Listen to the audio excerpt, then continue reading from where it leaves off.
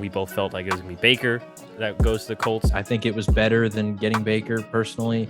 Although it is a short-term answer, I think it gives you time to try and actually find your future franchise quarterback in the draft.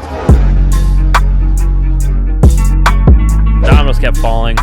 Another one has gone down, especially after the Deshaun Watson trade. Indianapolis Colts obviously had gotten rid of Carson Wentz, so there's a big question mark on who they'd bring in. Rumor, I think we've talked about last podcast, we felt like the favorite was going to be Baker Mayfield, but they didn't go with Baker. They decided to go out for trade for Matt Ryan from the Atlanta Falcons. They gave the Falcons a 2022 third-round pick, I believe is theirs. They're giving them their 2022 third-round pick. They're still keeping that one they got from the Washington football or the Commanders now. But nonetheless, a little bit of a shocker, at least in terms of, like I mentioned, we both felt like it was going to be Baker that goes to the Colts. And then there's also rumors of Mariota, which he ended up signing with the Falcons shortly after the trade. What were your thoughts in regards to this transaction, John? I like it. I prefer it over Baker. I think that I don't know what the Baker price tag is going to be. I know that we talked about it potentially being a third-round pick, but if it's higher than that, then I definitely like this more just because. Yeah, and I will you mentioned the price tag. I think it was a day or two ago. I think I may have sent you or mentioned it to you, but yeah, I'm pretty sure you saw it. I think there's a report that the Browns were wanting a first. And just to update today, I saw another report from ESPN where the Browns may have to include a pick with Baker to move him. So the tide has changed, but sorry, go ahead. Yeah. So, I mean, if I'm the Colts and I call the Browns and they say we want a first, I hang up immediately. And then I hear a third for Matt Ryan. I'm down with that. I still think that Matt Ryan has some left in the tank.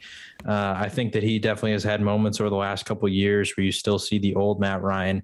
Obviously, he's like 37, so he's only got a couple of years left playing.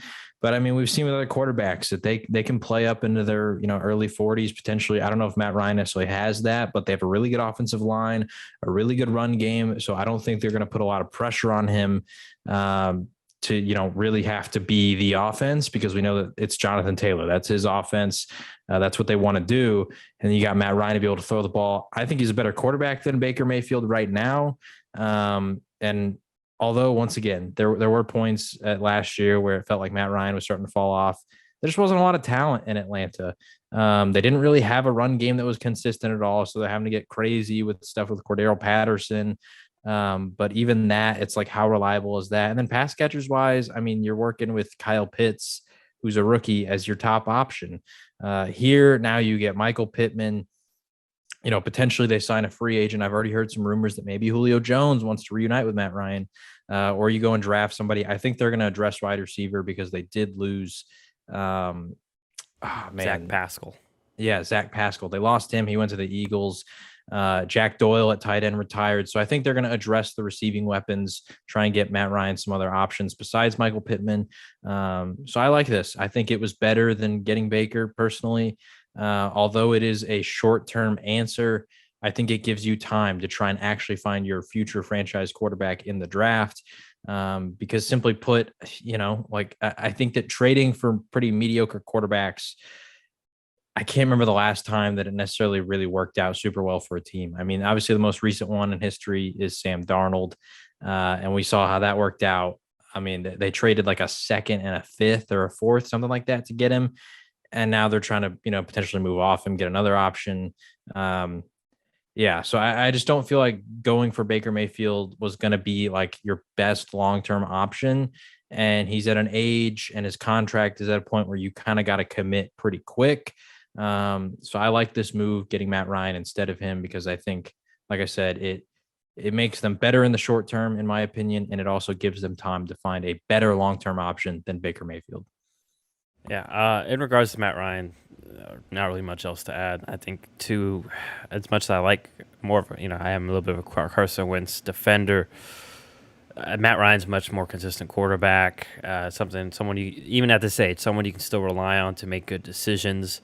May not be like a Wentz or a Baker Mayfield, but he can still hit the deep ball when needed to.